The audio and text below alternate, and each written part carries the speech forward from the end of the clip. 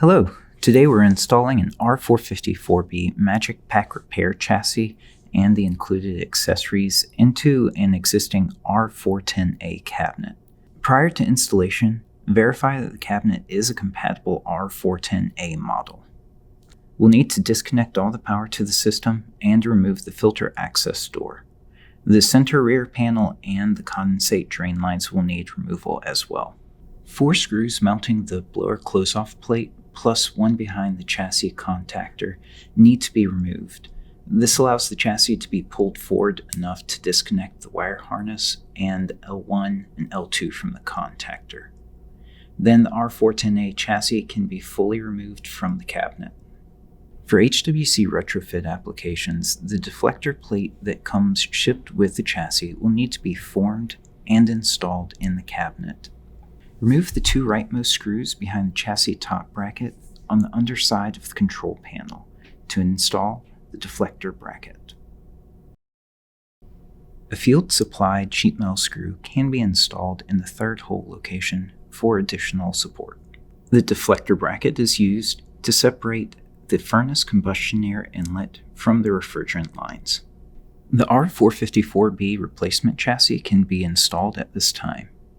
Connect the chassis wire harness to the cabinet harness, as well as the L1 and L2 connectors to the contactor.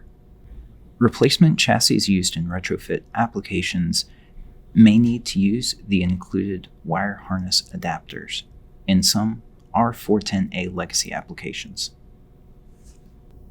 With the chassis fully seated to the cabinet, reinstall all mounting screws along with the blower close-off plate. Updated safety labels shipped with the chassis will need to be installed on the front of the cabinet so they are fully visible. Overlay the new rating plate refrigerant labels on top of the cabinet rating plate, showing the cooling system has been modified. On the reverse of the filter access door, we'll need to overlay the updated wiring diagram for the new R-454B chassis. Then reinstall the panels and perform the tests called out in the installation instructions. Once all previous steps have been completed, please call the ETL validation hotline. Refer to the installation instructions for contact information.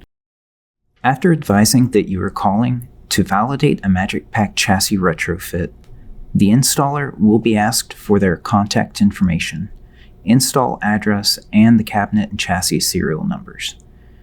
There are a series of yes and no questions the validator will ask about the installation, application, and potential refrigerant detection systems used with the system. Once confirmed, a virtual validation will begin. Upon completing the virtual validation, the unit will be certified with the safety agency.